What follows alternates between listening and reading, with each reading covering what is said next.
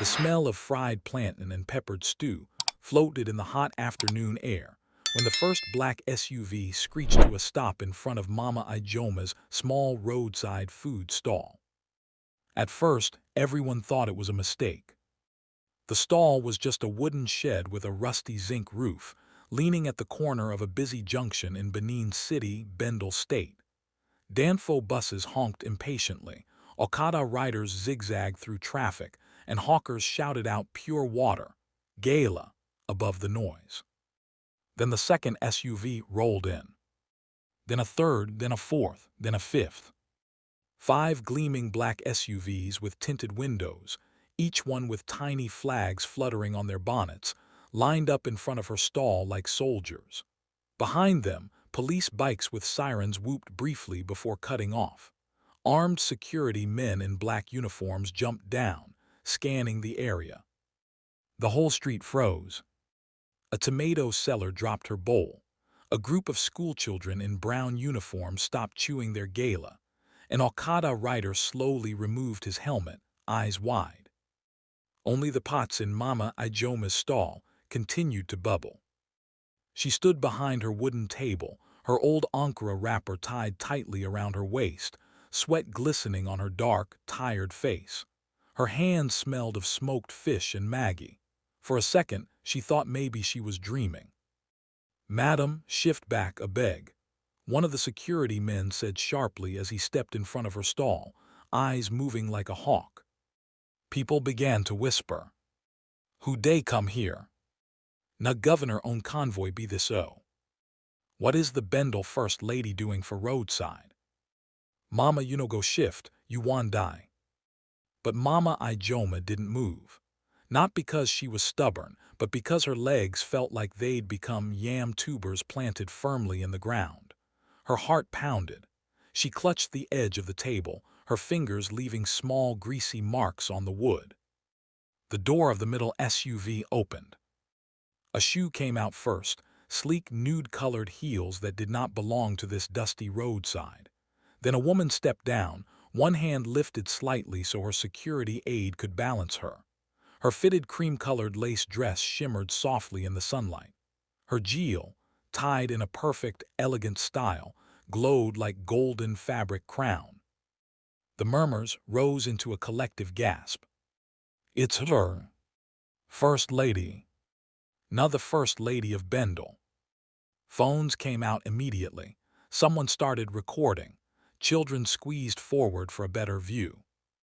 The First Lady of Bendel State, Her Excellency Mrs. Amara Aseji, stood tall and graceful, her skin a rich, dark brown, her eyes hidden behind designer sunglasses. Yet as she looked around, there was something searching, almost desperate in her movements, like someone looking for a lost piece of themselves. Her security tried to gently guide her away from the dusty edge of the road, but she raised one hand and they stopped. She turned, and she faced Mama Ijeoma's stall. The old woman's heart almost stopped.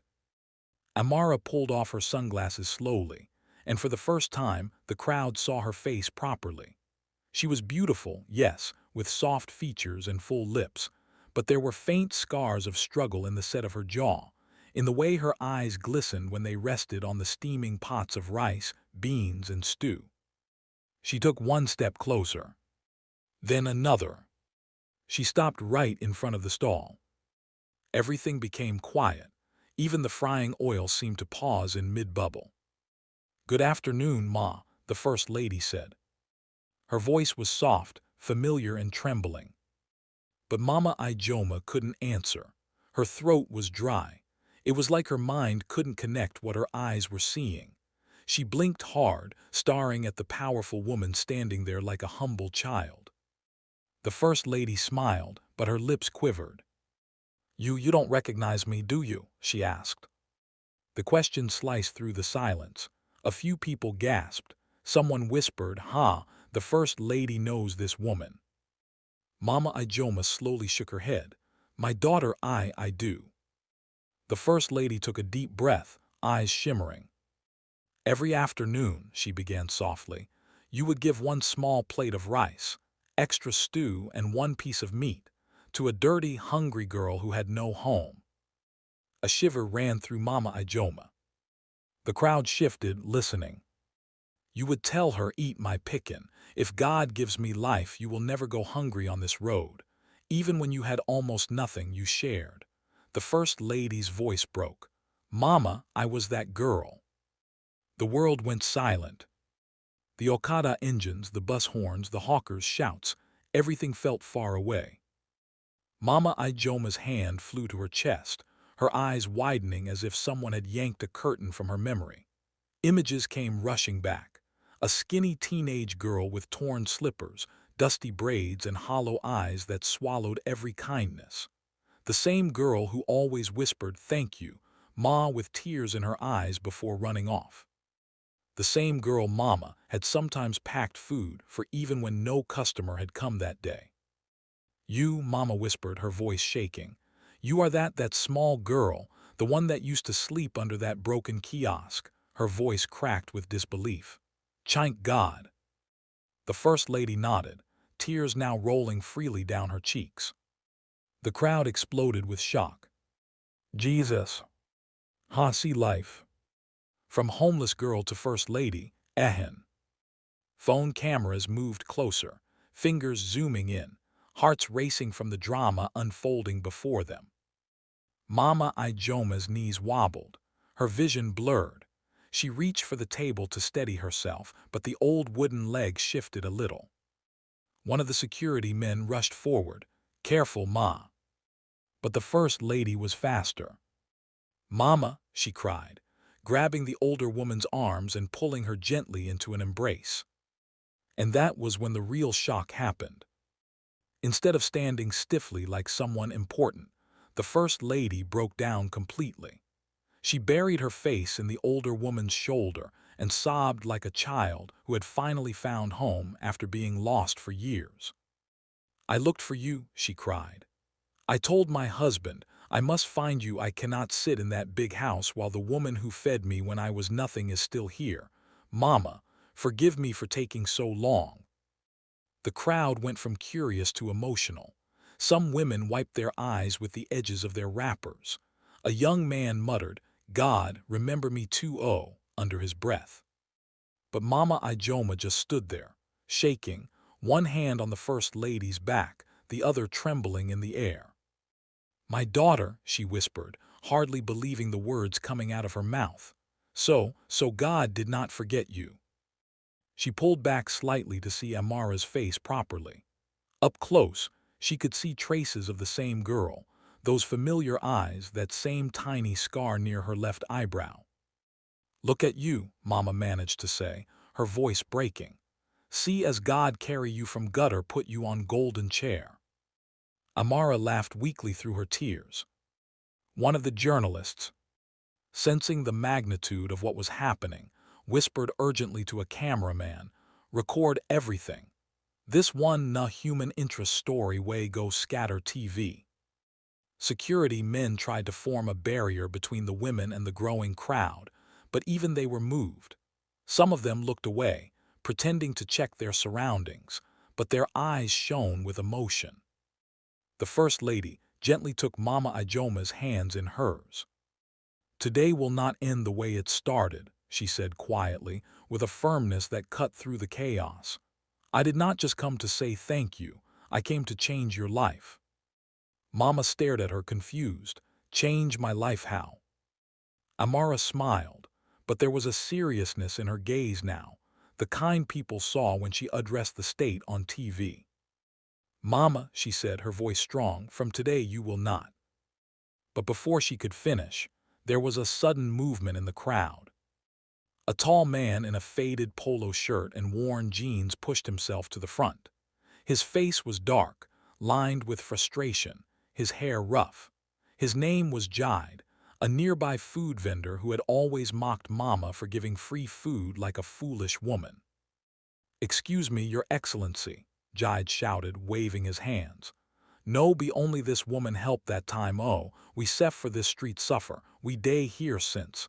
Why not only her you come meet? The crowd turned. Some murmured in agreement, others hissed at him to be quiet.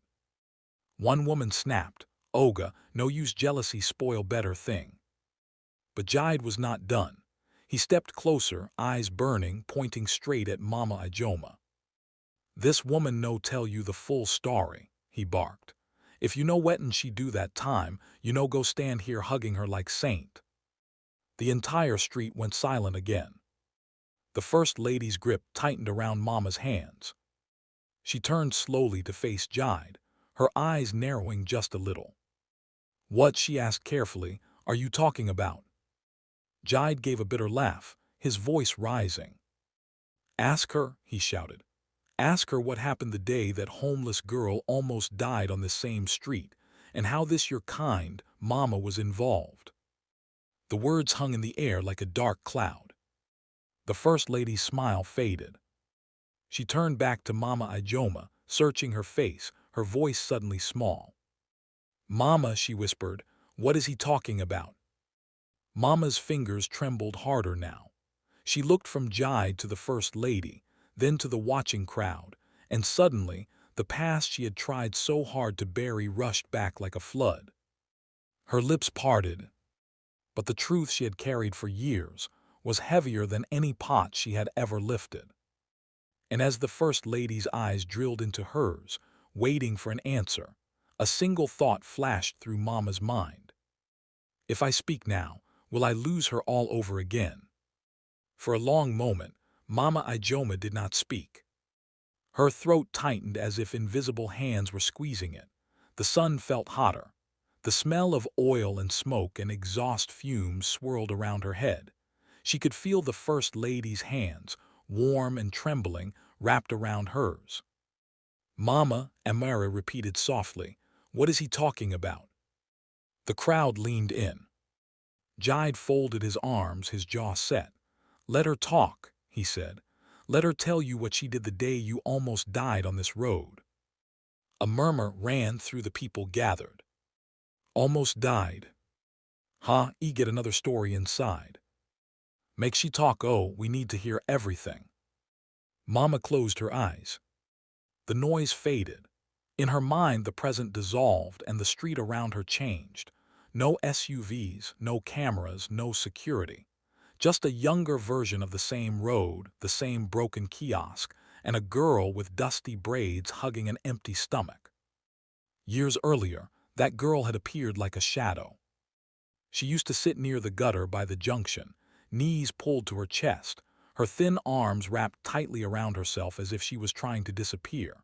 Her clothes were always the same: oversized t-shirt, torn jeans, slippers that had seen too many days. Flies hovered around her, attracted by the smell of the roadside drain, but she swatted them away without looking up. The first day Mama noticed her properly, it was because of her eyes. They were hollow, yes, but not dead. They were watchful, like someone who had learned to expect bad things but still hoped for one tiny good thing. Mama had watched as passers-by stepped around the girl like she was part of the gutter. A bus conductor had even shouted, "Shift, dirty girl, you day block road." Something in Mama's chest had twisted. She remembered her own childhood in the village, remembered days when her brothers had gone to bed hungry, remembered the neighbor who had once given them leftover Gary without being asked. That day, kindness had tasted like a miracle. Mama had called out, "Hey, my pickin' come." The girl had lifted her head slowly, wary, as though expecting a slap, not kindness. "You hungry?" Mama had asked.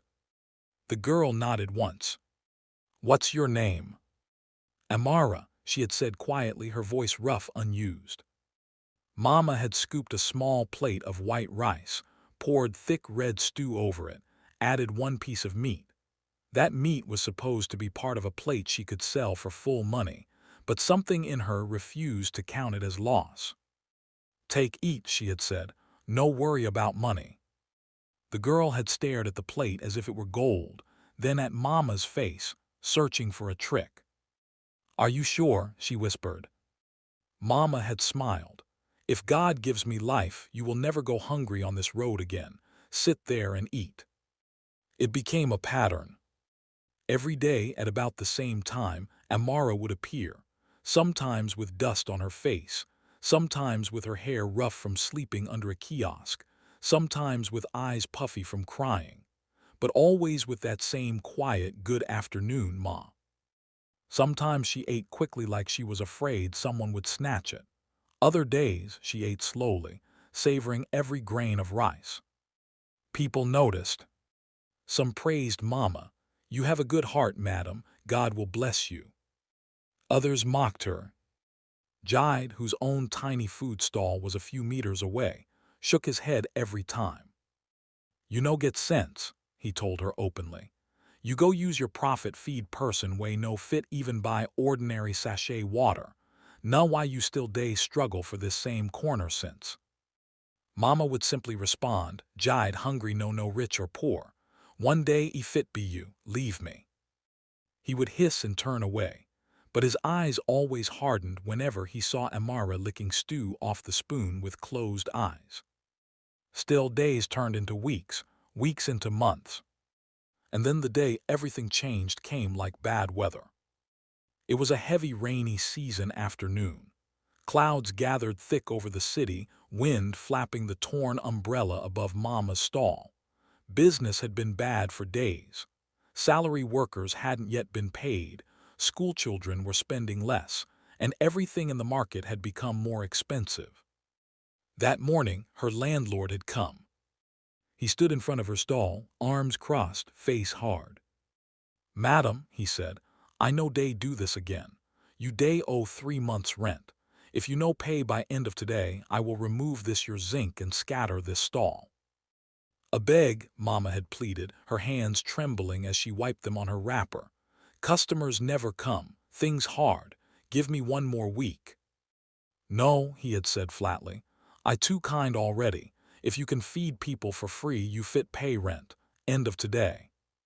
He walked away, leaving his words like stones in her chest.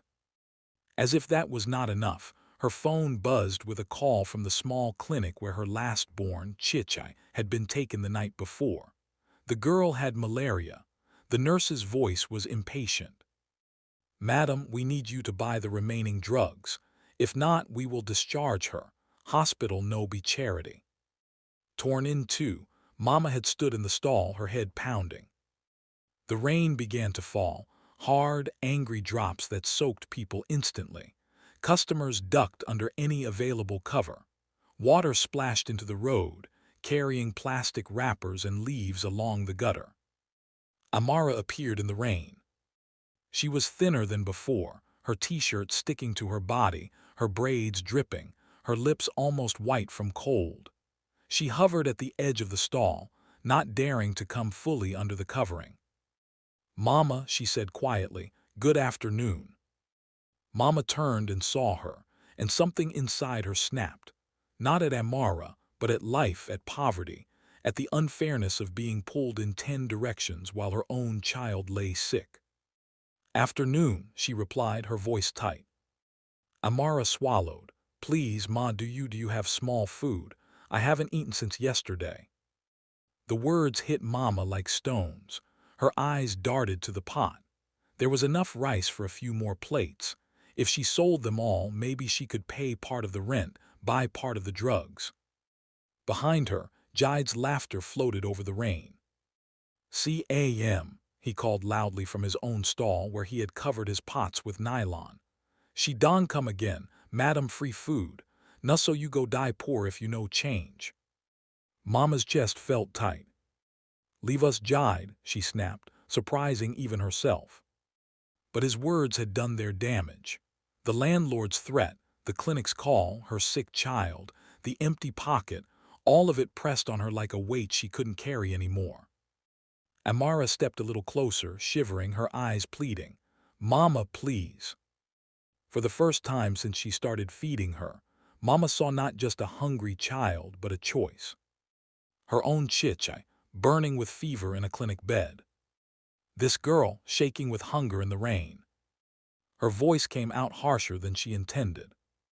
"Amara, go," she said, not meeting the girl's eyes.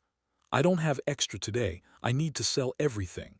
I have my own child in hospital." The girl froze. She tried to smile as if to show she understood. "It's okay, Ma. Maybe just small soup. I can drink it like that." Mama's hands trembled as she covered her pot. "Go," she repeated louder now, the frustration in her chest spilling into her words. "I said go. I'm not running a charity. I have my own problems. Don't stand here and disturb my spirit today." The crowd around them had shifted to avoid the rain, some pressing under Mama's small shelter, others under Jide's. A few watched quietly. No one stepped in. Amara's eyes filled with tears. "Yes, Ma," she whispered, her voice cracking. I'm sorry." She turned away slowly, her shoulders hunched, her tiny frame almost swallowed by the rain.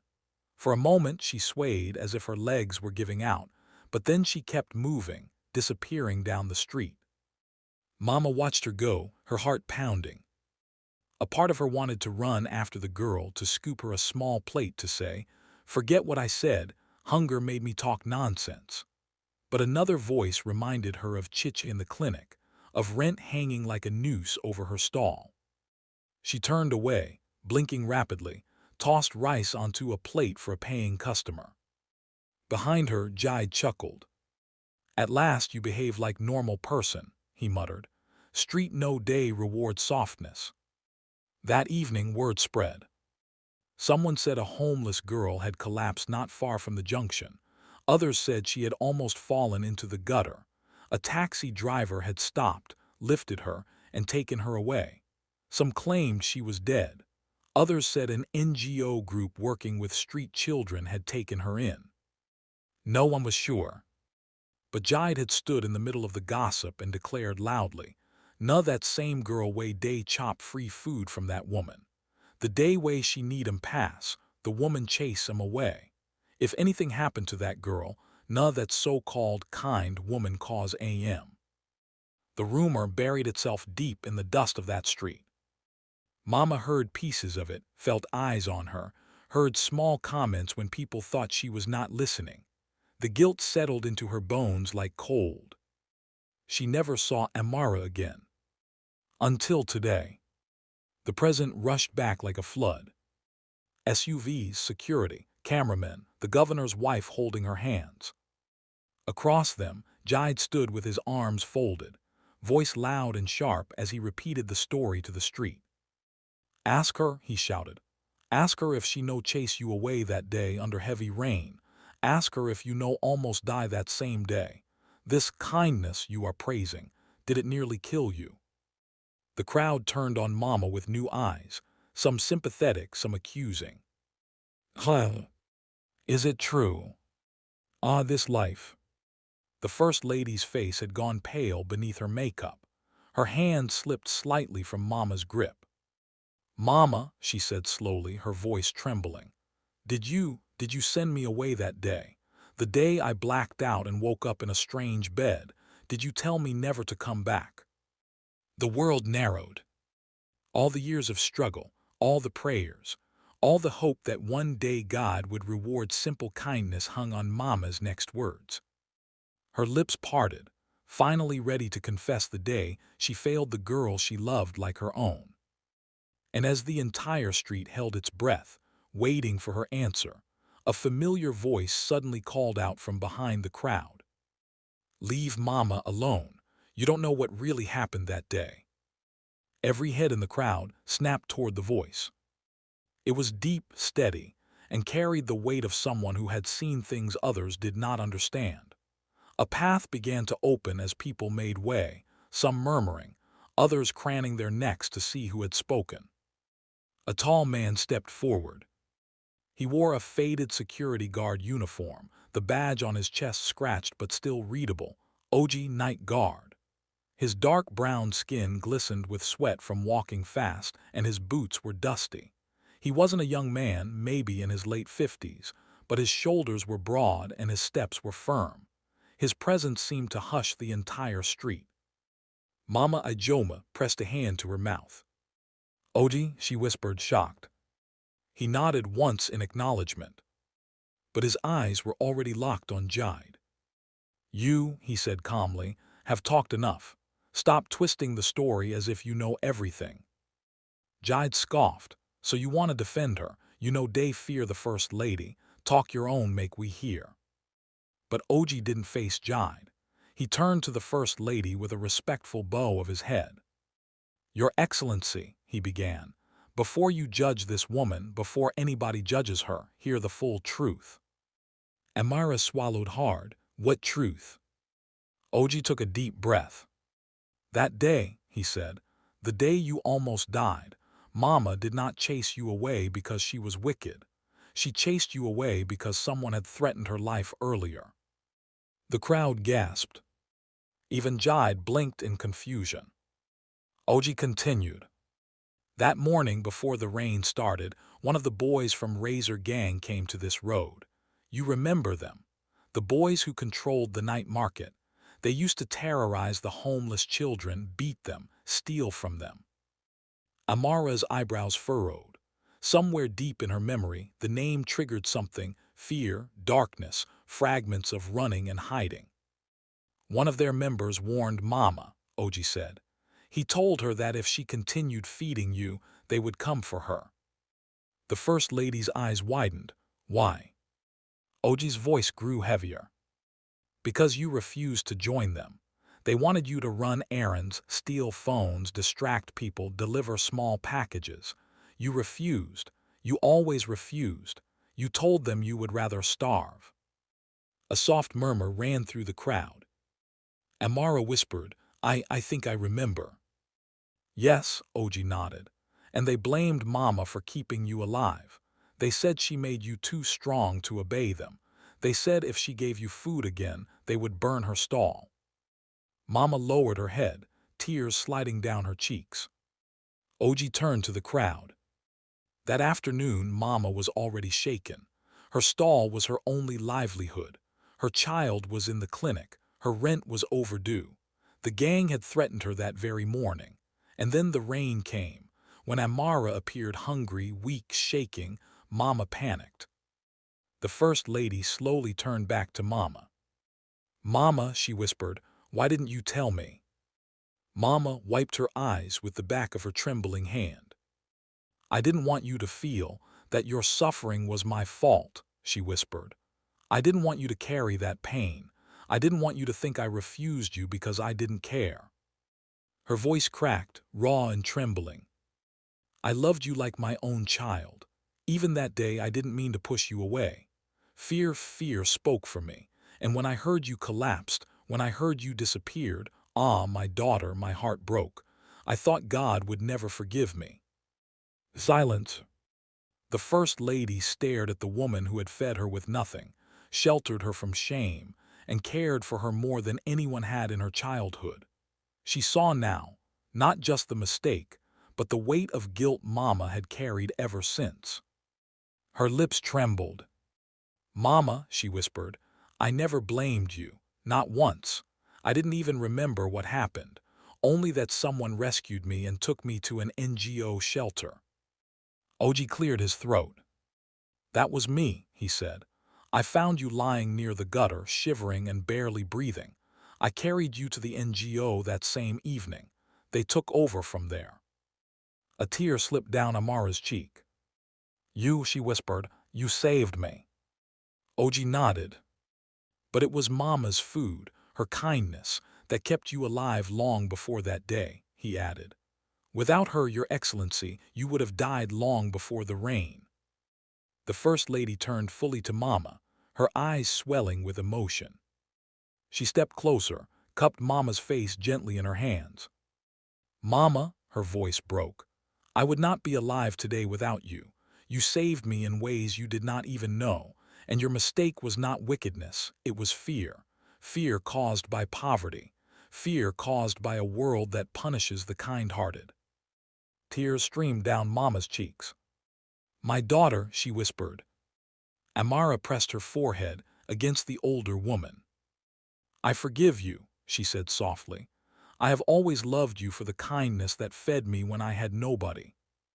The crowd erupted into murmurs of relief and emotion. Some people clapped. Some wiped their faces. Jide stood silent, his earlier confidence crumbling. Mama lifted her hands toward the sky, her voice shaking. "Thank you, God. I thought I lost her forever." But Amara wasn't done. She turned to the crowd, her voice steady, powerful. "This woman," she said, "taught me one truth. Kindness is never wasted. Even when people laugh at you, even when they say you're foolish for helping someone who can't repay you, kindness will always return."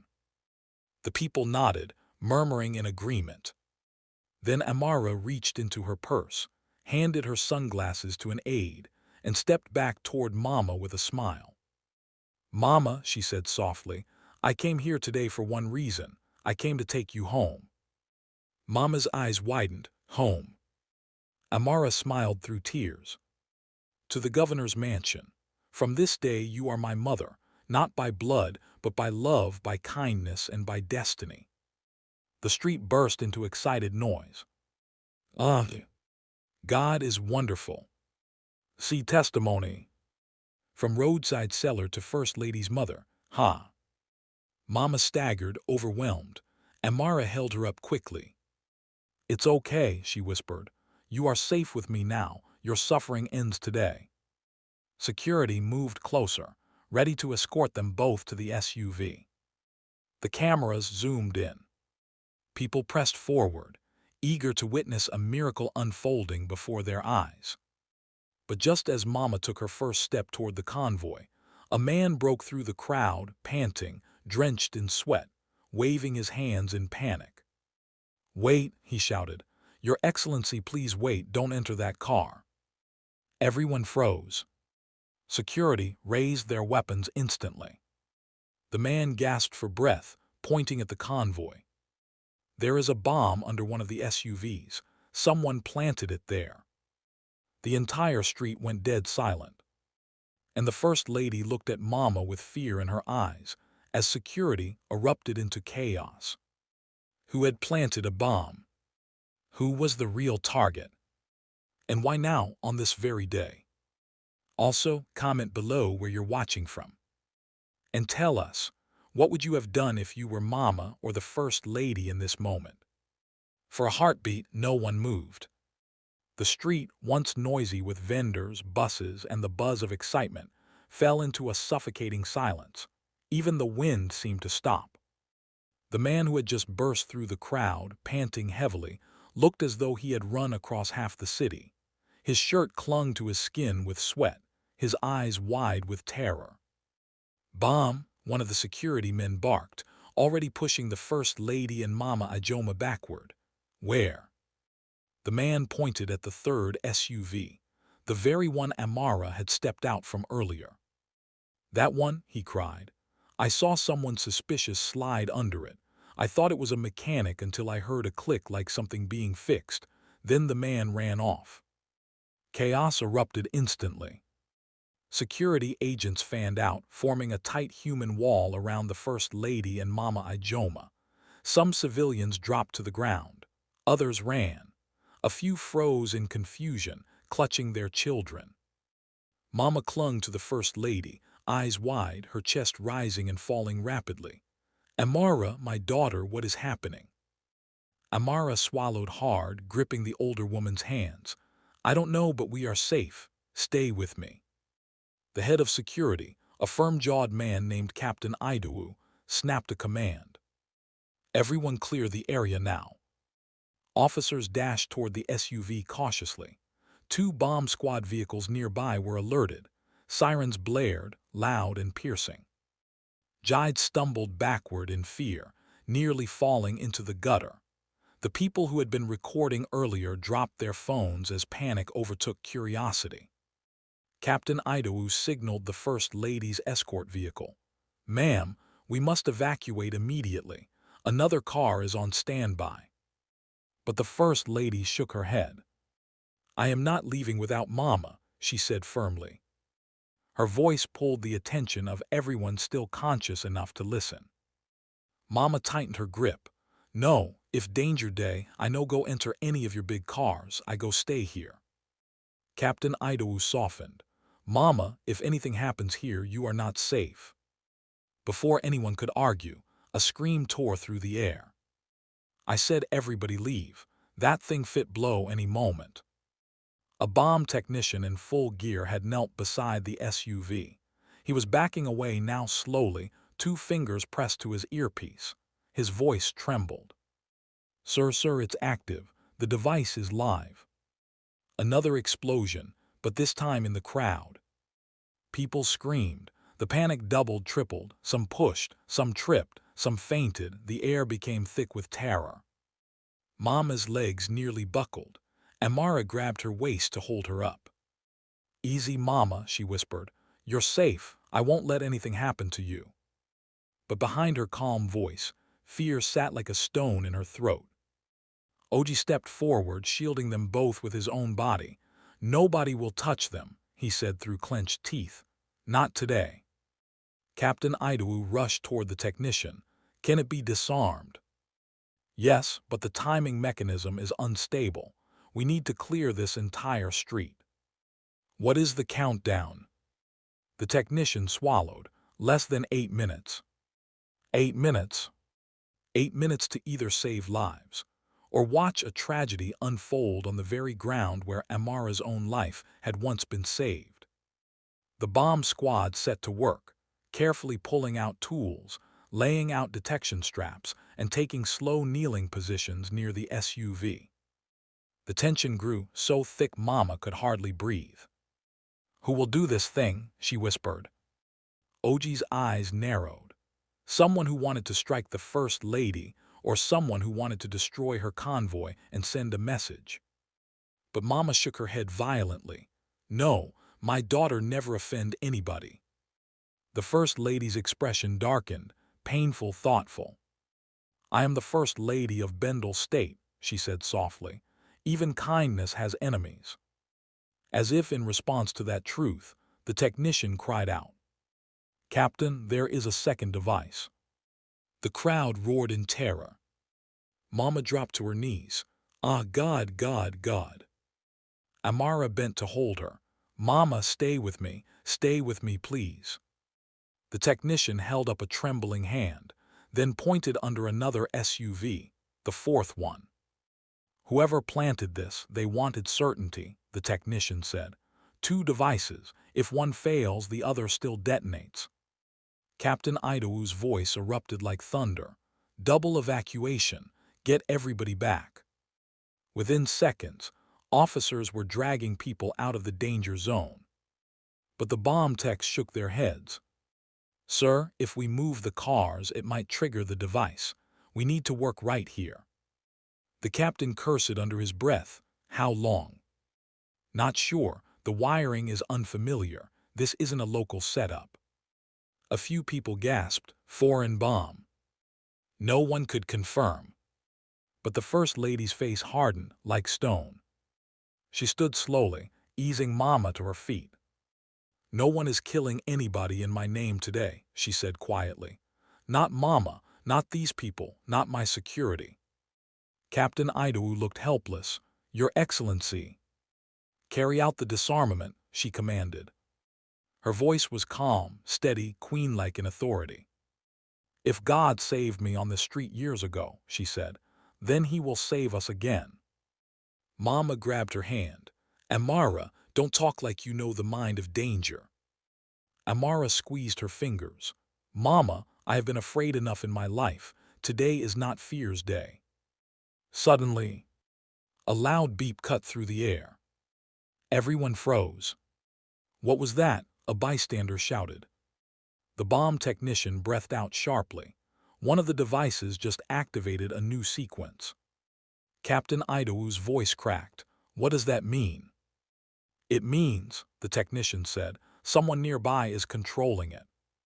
Silence slammed down like a stone. "Remote device," the technician explained. "Someone is watching." A cold wave swept across the street. Amara's eyes widened. Mama clasped both hands to her chest. "Watching from where?" Oji muttered. The technician scanned the buildings. "It has to be someone who can see the SUVs clearly. They're waiting to trigger." Captain Idawu shouted into his radio.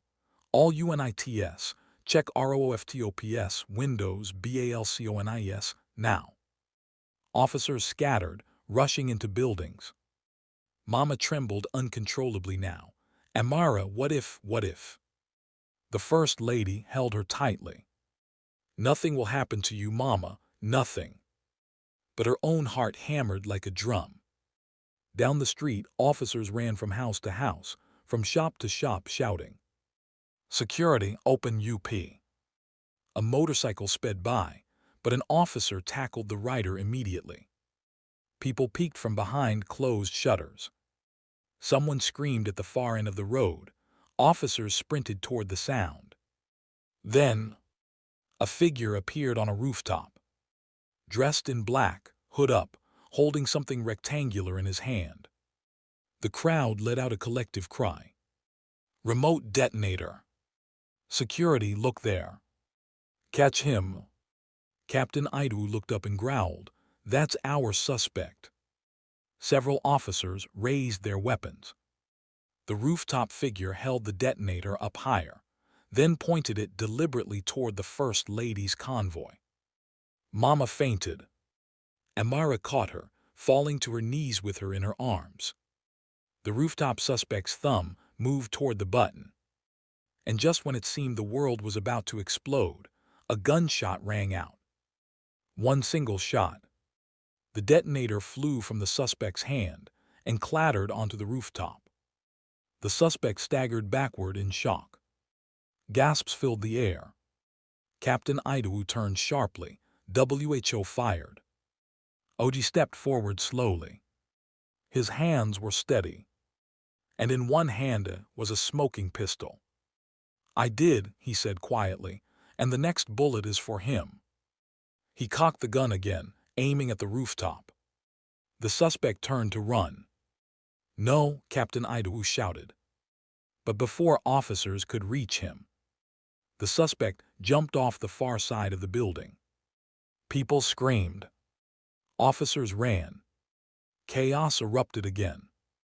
The bombs were still active. The suspect had escaped. Mama lay unconscious. The First Lady held her tight, tears falling. Oji stood ready to fire again if needed. And the bomb squad, now shaking with urgency, shouted, "We have less than 3 minutes." The clock was ticking. Lives were hanging by a thread. And the street held its breath as death hovered inches away. The words "less than 3 minutes" struck the crowd like lightning. 3 minutes. 3 minutes for bomb technicians to save an entire street. 3 minutes for the First Lady and Mama Ijeoma to live or die. 3 minutes before kindness, destiny, and reunion could be swallowed by fire. The technician shouted orders, but his voice trembled. "Remove the wiring shield quickly." "Someone check the secondary fuse." "Don't touch the blue wire, it's a trap." The tension grew so high the air itself felt tight and thin, like everyone was breathing through straws. Captain Idaho grabbed 2 officers. "Clear the area behind the SUVs, now move." Officers shoved people back. Some stumbled, some cried, some prayed loudly in Yoruba, Igbo, and English, their voices blending in desperation. Mama lay on the ground, still unconscious, her head resting in the First Lady's lap. Amara shook her gently, tears streaming down her cheeks. "Mama, Mama, please wake up," she whispered. "I need you, don't leave me." Mama's fingers twitched, her lips moved. Amara," she whispered faintly. "Yes, Mama, I'm here," Amara sobbed. "We're safe, we're going to be okay, just stay with me." Oji kept watch, eyes scanning rooftops in case the attacker returned. His jaw was clenched tight, his breath steady like a man ready to give his life if needed. "Captain," one of the squad members yelled, "I see the timer, 2 minutes 20 seconds. Captain Idaho cursed under his breath, "Faster, faster." The technician's hands flew. Sweat dripped down his forehead. His fingers trembled as he worked through wires, green, black, yellow, each one capable of killing dozens. One wrong move, he muttered, and this whole block will disappear. Suddenly, a loud rumble echoed from afar. A second convoy raced toward them. Military vehicles, bomb disposal robots, armored trucks. Back up. They arrived with screeching tires. More soldiers spilled out, blocking the entire junction. A remote-operated robot rolled toward the SUVs, its mechanical arms extending. Captain Ijeoma exhaled shakily. Thank God. The military commander, a fierce woman named Colonel Udachi, marched in. Status report now. The technician pointed. Ma'am, dual devices. One may be a decoy. Primary has 90 seconds left. She didn't waste a breath. Deploy robot, clear civilians, and somebody get medics to that elderly woman. Amara looked up sharply. She's breathing but weak. 2 medics rushed in with a stretcher. Mama, hold on, Amara whispered, brushing the older woman's cheek. I didn't find you only to lose you again. Mama's eyes fluttered open a little more. My daughter, she croaked, I told you kindness will bring you trouble. But even in that moment she smiled faintly. You came back for me. Amara choked on her tears, and I will never leave again. The medics lifted Mama gently. No, Mama cried, grabbing the First Lady's hand. Amara, don't let them carry me far. If anything happened, let me go with you by my side. Amara squeezed her hand tight. You're not dying today. Colonel Udachi's voice cut through the air like a blade. 30 seconds. The robot reached the underside of the SUV. Locking on, an operator whispered. Analyzing wiring. Preparing containment. Captain Ijeoma and his officers formed a tight wall around the First Lady and Mama, shielding them with their own bodies. Jide, who had been puffed up with pride minutes earlier, now collapsed to his knees. God, I no want die, he cried, his face wet with fear. Oji shot him a glare. Stand up like a man, Jide, don't die crying. But even Oji's voice shook slightly. Colonel Udachi barked, 15 seconds. The operator controlling the robot wiped sweat from his brow, cutting primary wire. A soft snap echoed through the speakers. The world held its breath. Disarmed, Captain Ijeoma asked. The operator didn't blink. Checking secondary charge. The robot moved to the second SUV. 10 seconds. Colonel Udachi stepped closer, eyes fixed, jaw stone hard. If this one fails, pull back immediately. 9. Scanning wiring. 8.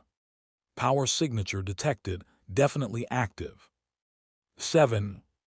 The operator's fingers flew over the controls. 6. Preparing to sever trigger loop. 5. Oji whispered a prayer under his breath. 4. Mama gripped Amara's hand with surprising strength.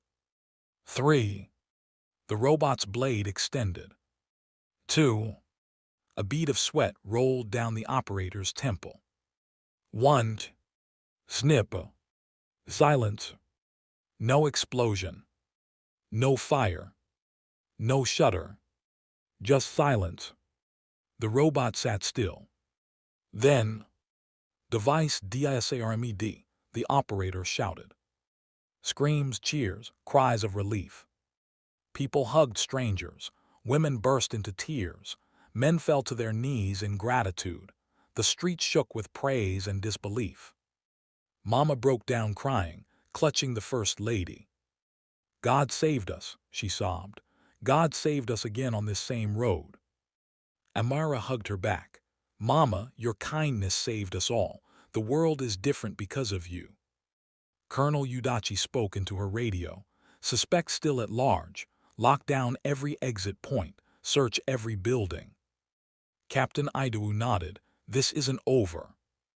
Oji stepped forward, his face stern. Whoever did this didn't come for the convoy alone. Amara frowned. What do you mean? Oji raised his chin toward the street, scanning carefully. This attack wasn't random, he said. It was planned for when you and Mama were together. Amara's heart skipped. Why would anyone target Mama?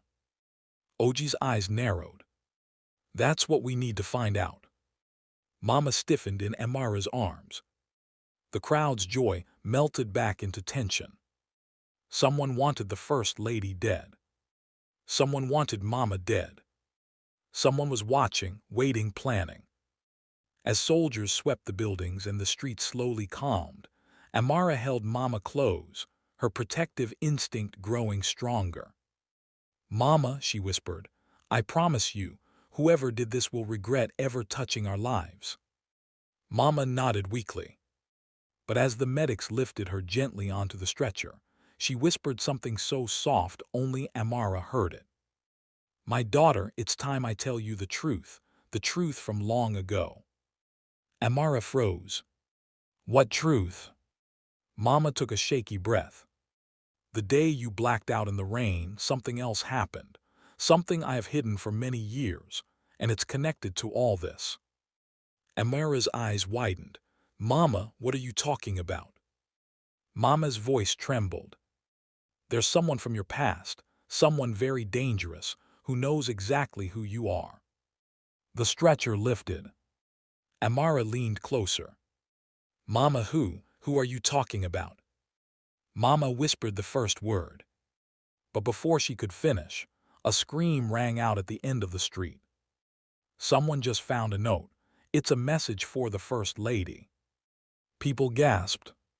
Captain Idowu grabbed the paper. His face darkened. This is bad." He read it aloud. "This is only the beginning. The woman you cherish must die. The past does not forgive." Amara's blood ran cold. Mama covered her face in fear. Oji stepped closer, voice low. "This is not over." The street fell into a fearful hush. The past had returned. And someone, somewhere, wanted the First Lady and Mama dead. Colonel Udachi immediately signaled her officers. "Secure the entire perimeter. No one moves in or out." Armed soldiers sprinted across the street. Shop owners lowered their shutters in fear. Children clung to their mothers. The bomb scare excitement had vanished, replaced now with dread, quiet, chilling, suffocating. But in the center of it all, the First Lady remained kneeling beside Mama Ijeoma as the medics prepared to move her into an ambulance. "Mama," Amara whispered, her voice trembling, "you said someone dangerous from my past. Who is it?" Mama's eyes were weary, drained, but still filled with the same fierce love she had always carried for the girl she once fed under the sun. "My daughter," she began softly, "do you remember those boys who used to chase you away from this junction, long before you came to me?" Amara frowned, her brows knitting. "I remember flashes, dark faces shouting a tall boy with a scar." Mama nodded weakly. "The boy with the scar, he was their leader. His name was Kola, Razor Gang's head." Amara stiffened. "Kola, that name." "He hated you," Mama continued. "He hated how you refused to join them. He hated that even hungry and alone, you still had dignity." Oji stepped closer, listening carefully. Mama continued, her voice barely above a whisper. "That day when I pushed you away in the rain, Kola was nearby. He saw everything. I think he was the one who followed you when you left." Amara's breath caught. A forgotten image, dim, blurry, flashed in her mind. She had been walking down the wet street, shivering. Her vision had blurred. And behind her, footsteps. A shadow. A hand reaching. Then darkness. She clutched her chest. "Mama, did Kola try to harm me before Oji found me?" Mama nodded slowly. "I believe so. And when he saw that you survived, that you were taken away to safety and later rose out of the streets, it must have burned him." Colonel Udachi's eyes sharpened. "Are you saying this Kola resurfaced after all these years, and he's targeting the First Lady and Mama because of something from that past?" Oji spoke before Mama could answer. "Colonel, Razor Gang was broken years ago, but some of them scattered and joined more dangerous groups. If Kola is alive, he might be part of something bigger now. Amara's voice trembled. But why come after Mama? Mama looked at her with tears filling her eyes. Because, my daughter, even then, he thought you survived because of me.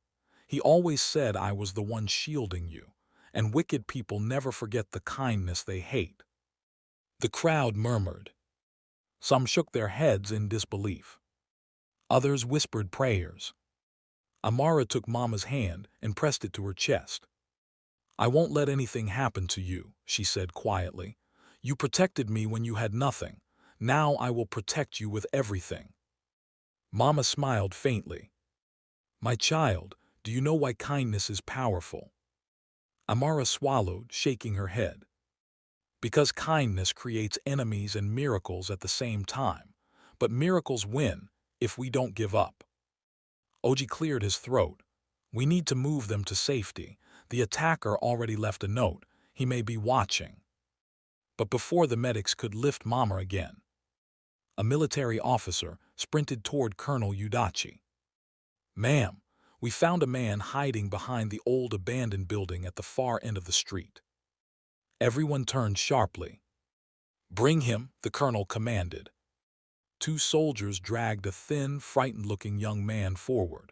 His eyes darted around like a trapped animal. He wore a torn shirt and dusty jeans. His hair was unkempt, and he shivered violently. It's not me, he cried. I swear, I only read the message, I didn't write it. Colonel Udachi narrowed her eyes. What message? The boy hesitated, glancing fearfully at Oji, then at the crowd. Then he pointed a shaky finger toward Mama and Amara. I was told to follow you, to watch when the First Lady reached this junction. They told me to drop the note where the soldiers would find it. Amara stepped closer. Who told you?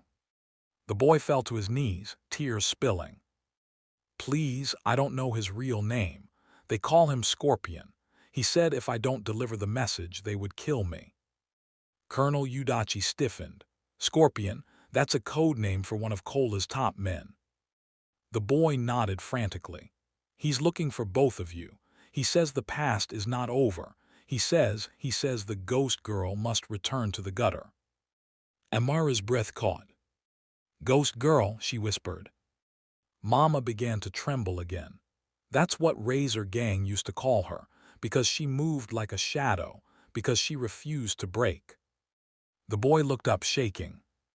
He says Kola is alive, and he wants revenge. Oji stepped forward sharply. Is Kola here? Is he in the city? The boy shook his head wildly. No, he's not here. He's waiting, he said. He said this was just the beginning. Colonel Udachi leaned in. Where is he? The boy's voice broke. I don't know, but he said he's coming for both of them. He pointed again, right at the First Lady and Mama. He said the woman who saved the ghost girl must die first. A wave of alarm swept through the crowd. Mama's eyes widened. Amara's heart dropped. Oji immediately stepped in front of them, shielding them with his body. Colonel Udachi barked orders. Full escort to the governor's mansion. No delays, all routes secured. Move the First Lady and Mama now. The street exploded into motion. Bomb squads packed up fast. Soldiers tightened positions. Officers formed a moving shield around the two women. Mama breathed heavily. My daughter, danger is following us. Maybe I should not go with you. Maybe. Amara clasped her hand firmly. Mama, if you stay here, you will die. If you come with me, you will live. Mama stared at her, at the girl she once fed scraps of rice, now a powerful woman ready to risk everything for her. She nodded slowly. I will follow you, she whispered. My daughter, my blessing. Two medics lifted Mama onto the stretcher again. The convoy engines roared to life. Security surrounded them. As they prepared to move out, Amara looked down at the frightened boy. Go with the soldiers, she said softly. You will not be harmed. The boy cried in relief as two officers took him. Oji approached her quietly. "Your Excellency, Kola won't stop. He knows who you are, he knows who Mama is. This is only the first strike." Amara nodded, her eyes burning with resolve. "Then we prepare," she said. "We protect Mama and we end this." The stretcher was lifted. Mama reached up and touched her daughter's cheek. "Your kindness saved me once," Amara whispered. "Now mine will save you." As the convoy began to roll out, a soldier dashed forward, carrying something wrapped in cloth. "Your Excellency," he called, "we found this near the old building." Amara took it. She slowly unwrapped the cloth and froze. Inside was an old, rusted razor blade, tied to a red thread. Mama gasped. Oji's face darkened. Colonel Udachi muttered, "A razor gang warning symbol." Mama whispered through trembling lips, "Kola is calling you out." The convoy moved. The past was no longer hiding, and the road ahead held danger they could not yet see. The convoy sped through Benin City with urgency, its engines echoing through the streets as citizens watched from sidewalks, whispering, pointing, praying.